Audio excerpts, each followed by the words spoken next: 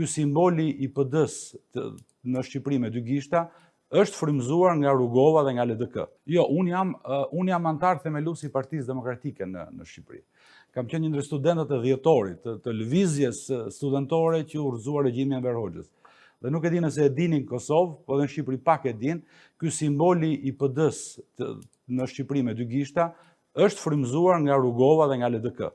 Në atë kohë unë kam qenë studentët protestues kundra regjimit të Enver Hoxhës, Ramizalia mori një grup studentësh për të negociuar kushtet me studentët, ne po e ndiqnim të tjerëve ndiqnim në shesh. Po aty në shesh kishte mira student, dikush ngriste dorën, dikush dy gishta, dikush grushtin.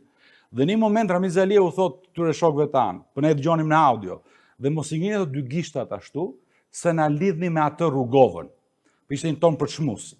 Ai ka qenë momenti kur sheshi mira student ngritën dy gishta lart, pra një lloj solidariteti me Rugovën, në atë kohë ishte themeluar LDK-ja, Partia e parë antikomuniste në Ballkan, dhe solidariteti me Rugovën me dy gishta u kthye pastaj te simboli i lëvizjes studentore dhe i Partisë Demokratike.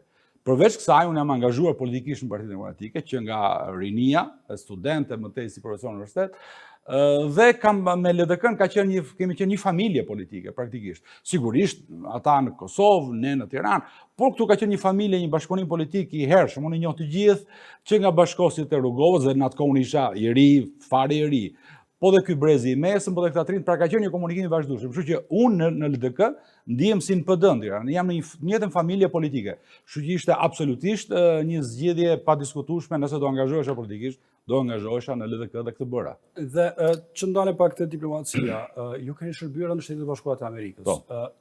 Si kishte ngjarja vitit 2008, pra me njerë, në vitin kur Kosova shpalli pavarësinë?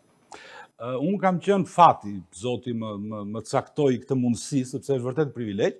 Unë kam qenë drejtuesi i ambasadës, shefi misionit ambasadës Republikës Shqipërisë në Washington, nga viti 2006 deri në 2010.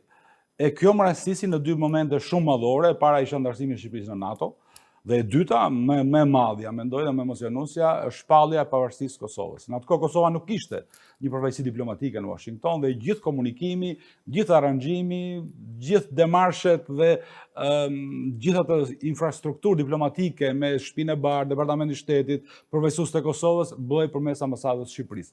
Dhe unë pata fatin e madh në jetë që më caktoi momenti të jem pikërisht në epiqendër të vendimarrjes aq të madhe dhe historike për Kosovën. Ajo më lidhi akoma dhe më shumë me zhvillimet edhe diplomatike me Kosovën. Kam qenë shumë afër gjatë gjithë hapave dhe zhvillimeve, më tej edhe në jetën parlamentare në Shqipëri. Unë kam qenë antar i Komisionit Jashtëm të Parlamentit, kam qenë kryetari i delegacionit të Parlamentit të Shqipërisë në konferencën e Komisionit të Integrimit të Bashkimit Evropian për Ballkanin Perëndimor, dhe aty Kosova ka qenë fokusi im i përhershëm.